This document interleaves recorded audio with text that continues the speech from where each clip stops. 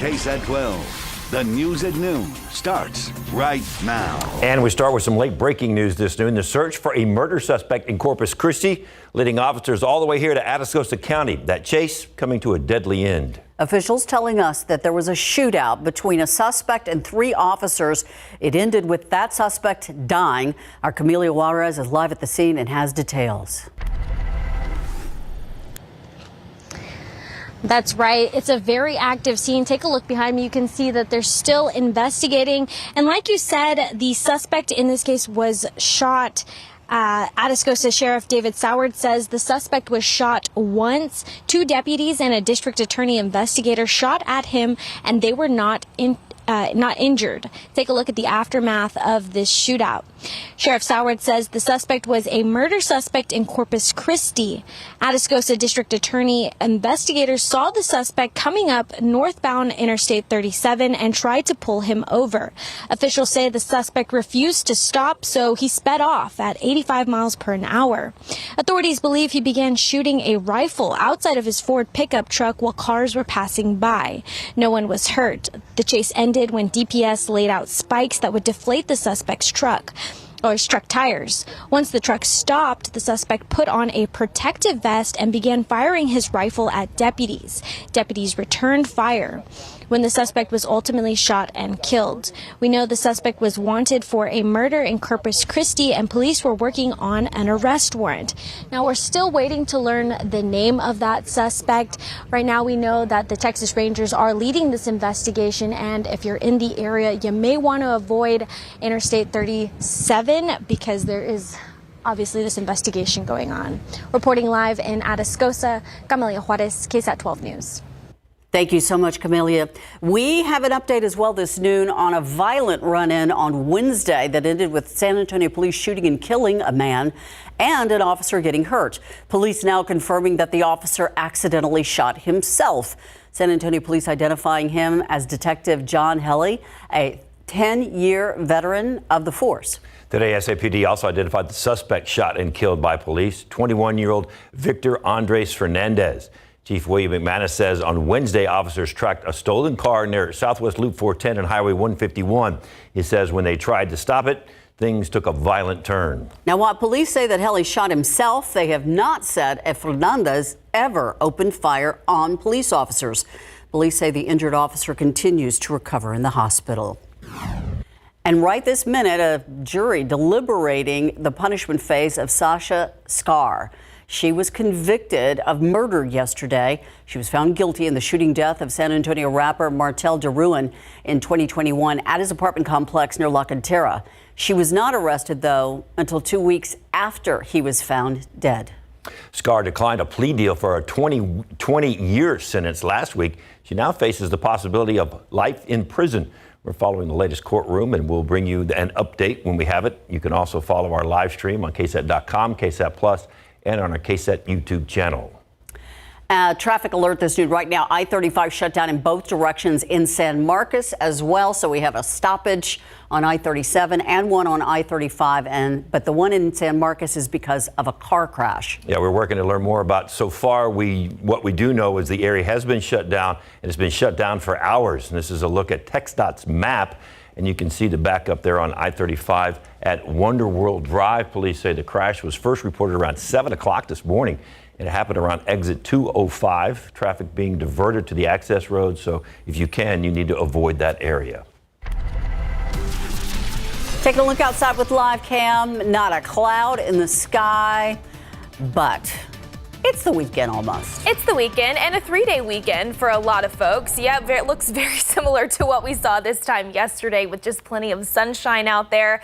And of course, temperatures are going to crank back up this afternoon because of that. So let's get you a look at those current conditions outside again if you're fixing to step out for lunchtime plans.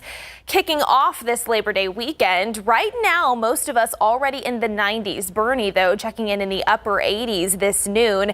You can see in terms of the heat index values in some areas, they're just a few degrees hotter. Earlier this morning, we did have a touch more humidity to work with compared to the past few mornings, but still into the afternoon, we're going to see a little bit more of that drier air mixed down. And it is going to be another hot one across south central Texas. The forecast high of about 101 by 5 p.m. I do think we could find a few clouds out there by the later portions of this afternoon. Winds out of the east-southeast at about 5 to 10 miles per hour. And then that takes us to tonight. If you are attending any area football games out there, it is still going to be hot by kickoff in the upper 90s, but then we'll start to see those temperatures fall into the low 90s by halftime under clearing skies. As we look ahead, we're going to recap this summer in San Antonio. Multiple records broken, still going to be hot and mainly dry through Labor Day. And a little bit later on, we're going to get you a tropical update with all of the activity in the Atlantic. So we'll have all those details coming up in just a few. Looking forward to it. Thank you, Mia. It appears an unexpected stop on a local highway put a man on a deadly path. San Antonio police say that he was crushed by his own pickup truck. Katrina Weber shows us why this unusual accident could serve as a cautionary tale. When it came to this highway death investigation, it was not a whodunit, but more of a what? A pickup that had a man wedged between it and a guardrail on Loop 410 near Fredericksburg Road. San Antonio police say a witness helped them piece together the rest, telling them that the driver had stopped and gotten out of his truck around midnight. For some reason, though, the pickup kept going, rolling into him and pinning him in place. Police say the 63-year-old man was dead by the time help arrived. While this may seem like a freak accident, it is something to keep in mind, how getting out of a car that's still running to do something like checking on a tire could go wrong. Police were not able to say right away why the driver in this case got out of his truck on a usually busy road. During their investigation, they kept traffic away from the area by shutting down the westbound highway. Katrina Weber, KSAT12 News. San Antonio police have arrested 20-year-old Mariah Cabrera and 21-year-old Javion Johnson in connection with a robbery that ended in the murder of 20-year-old David Resentis. This happened back on March 25th in the 3200 block of El Paso Street. That's over on the west side. Police found Resentis lying face down on the sidewalk, not too far from his car that was still running, with a bullet hole in the passenger window. Police say the suspects robbed and shot Resentis. While both suspects are charged with murder, police do not disclose who shot the victim. Now to an update in a shooting investigation. Converse police say that they have arrested a suspect. Officers arguing that person accused that person of shooting a teen in the chest outside of a convenience store on Kitty Hawk Road near Topper Wine in 1604. Now, this was all the way back in May on the 17th. Converse police telling us the 18-year-old was just sitting in his car when several people approached him. The suspect facing an aggravated assault with a deadly weapon charge. Starting today, you'll notice big changes to food stamp eligibility. Basically, more low-income Americans will be required to work in order to receive food stamps. Able-bodied adults up to 50 years old who don't have kids will now have to show proof that they are working at least 80 hours a month or that they are enrolled in an education or training program to receive SNAP. In October, that age requirement will increase to 52 years old. Homeless people, veterans, and adults up to 24 years old who aged out of foster care are exempt from the new mandates. According to the Center on Budget and Policy Priorities, about 750,000 adults could lose their benefits. Congress sees two benefits to the changes. They reduce government spending and bolster the nation's labor force at the same time. It is September 1st, and what that means is new laws. They surround school safety, crime, gender, voting, and guns in Texas, all of them going into effect today. Governor Greg Abbott and the Texas lawmakers passing more than 1,100 bills during the 88th legislature. 774 of those are now law. Among those laws, a sweeping school safety law that requires an armed person at every school campus. And there's also a puppy mill law that clamps down on breeders. Other new laws addressing books in schools, transgender issues, fentanyl, workplace violence, electric vehicle registration, and even hair discrimination. If you want a list of the most notable laws that are going into effect, you can visit our website, KSAT12. So coming up, a couple of surprises in high school football last night as week 2 kicks off. Big game coverage. We got highlights coming up. I'm ABC's M. Wynn in St. Petersburg, Florida, where recovery continues after Hurricane Idalia. President Biden is expected to visit Florida tomorrow to survey damage. The latest coming up. Idalia.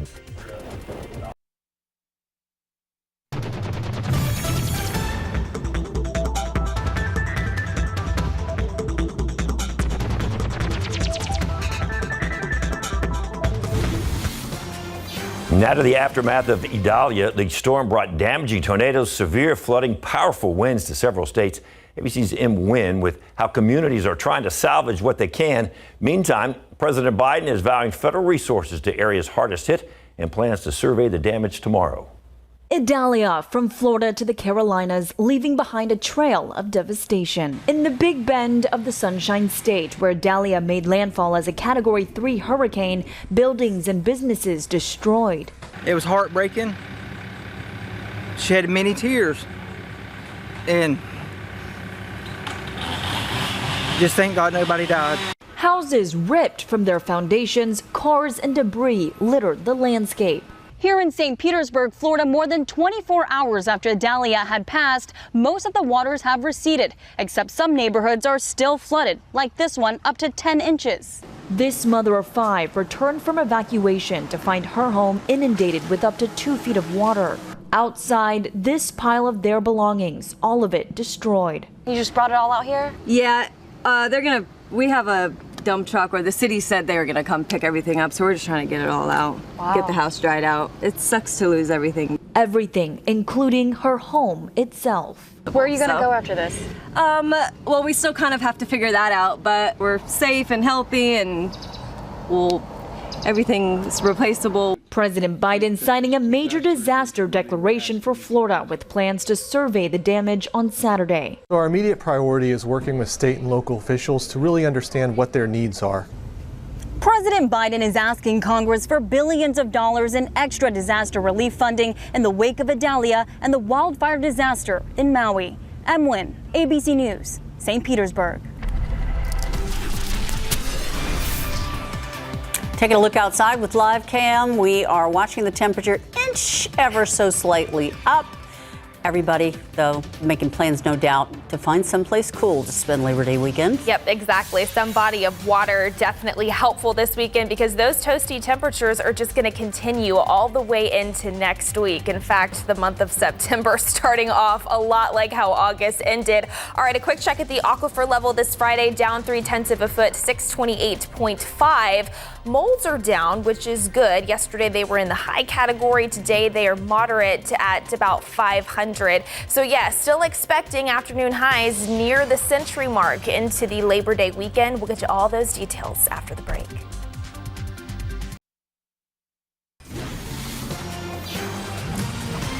Dancing and honoring the tradition set by a woman who brought the art to the city almost 100 years ago. Tiffany Huerta shares how the Berta Almaguer Dance Studio and Community Center is providing a beautiful space for dance expression. We are very fortunate that she started this program. Sonia Casillas is continuing the legacy of Berta Almaguer, who was the first dance instructor hired by the city of San Antonio in the 1930s. She's a reason that we are here, and so it is important for me to carry that legacy. Casillas has been a dance instructor with the city for about 18 years, and now she teaches at the Berta Almaguer's Dance Studio and Community Center on the west side. We are so happy that we have this brand new building. This flooring, for instance, it's top of the line. Beautiful mirrors, dressing rooms. It's just amazing. So it draws the people in. It makes them feel special as well. The center, across Woodlawn Lake Park, offers several dance classes for people of all ages. Mexican folklorico, Spanish flamenco, jazz. At the end of each dance session, students will have a recital and will use costumes found here. We're the longest running municipal dance program in the country. The center opened earlier this year and has different areas. So we have a multi-purpose room, we have dedicated dance space, we have a great lobby. Casillas believes this center will inspire and impact families for generations to come. Tiffany Huertas, KSAT12 News. Her upper body doesn't move. but her feet are like going a million miles an hour. That's so impressive to watch Be that. so talented to do that. Got to be talented to figure out what's going on out in the weather too, don't you? Yeah, well, Come up with something I'm new. hoping that you're squinting your eyes and seeing rain somewhere down the line. We are trying to kind of look at any glimmer of optimism, I feel like, whenever it comes to better rain chances on the horizon. Unfortunately, at least over the next 7 days, we really don't have any notable rain chances in the forecast. As we head into the weekend, maybe a 10% stray chance, especially across our far eastern counties. But most of us, unfortunately, are just going to miss out. It is going to be mostly dry and hot. And speaking of the heat, all right, summer recap. So what we define as meteorological summer, June, July, and August. August in and of itself set the record for the hottest month that we have ever recorded here in San Antonio, with an average temperature of 90.6 degrees. These records, by the way, go back to the 1880s. When we take a look at meteorological summer as a whole, also the hottest summer on record with an average temperature of 88.7 degrees. We also broke some additional records, the longest consecutive stretch of 100-degree days and the most 105-degree plus days. And I showed this graphic yesterday. I'm going to show it again. We were able to update yesterday's high temperature, measuring it at 102 for yesterday's daytime high. I know it's a lot of information to digest, but I think it just paints a very telling picture of what this summer looked like for us. Each day there, that's the afternoon high temperature. Red is above average, blue is below average, and yellow is average. And you can see all but 10 days were hotter than average. So that is exactly why we were able to scorch a lot of those records when you look back climatologically. Now, is there any hope on the horizon? Well, when you take a look at the average for September 1st today, the average high is about 94, the average low at 73. But then as we head into the later portions of September, by the 30th, the average high cools down to 87 and the average low cools to 66. Now, typically, on average, we see our first cold front in late September. But until then, at least for the next 2 weeks, you can see this is the 8 to 14 day temperature outlook issued by the Climate Prediction Center. For us here in San Antonio, for us here in the state of Texas, and really across the majority of the lower 48 here, above average temperatures are still expected over the next couple of weeks. And that is exactly what we're going to see today. 100 degrees already by 4 o'clock, 101 that forecast high by 5. And then stepping out for any Friday evening plans, skies do clear, temperatures cool into the 90s and eventually into the 80s later on tonight. 102 in Poteet, stretching over to Pleasanton and Floresville, 100 degrees in Canyon Lake this afternoon, 101 in Hondo, stretching over to Sabinal. By the way, today will mark number 65 in terms of triple-digit days that we've seen so far this year. All right, so we've got high pressure anchored off to our north. Not a whole lot going on across the state of Texas right now. A little bit of a different story off to our east, though. There's an area of low pressure near Louisiana that's filtering in some rain-making moisture into portions of the deep south. Unfortunately, most of that moisture is going to stay east of our area in and out of the upcoming Labor Day weekend, which means just a stray 10% chance for a shower out east tomorrow. Again, most of us stay dry tomorrow, the day after that, the day after that. Fire danger will also be high, so something to think about with the heat this Labor Day, guys. Ugh, my grass just got crunchy listening to that. All right, there's a big anime convention that is happening in San Antonio today. KSA Live is going to have all about that, plus the question of the day. So, Fiona, what is the question of the day? And what are you dressed up like? And you see it creeping into the shot here. It is an anime show takeover on SA Live. So, we want to know, what's your favorite video game? Do you have one? Asteroids. There we go. Okay. That only takes you back 30 years or so. Pong was a good one, wasn't it? Pong was good. Pong was great. Yeah. All right, so be sure to scan that QR code on your screen. Let us know what your favorite video Ted. game is. I recognize Ted anywhere. Mine was Mario Kart, and you might see your answer in the show. Of course, for me, it's Mario, because that's my boss's name. And I'm trying to keep my job. Oh, nice. Good for Job security, what?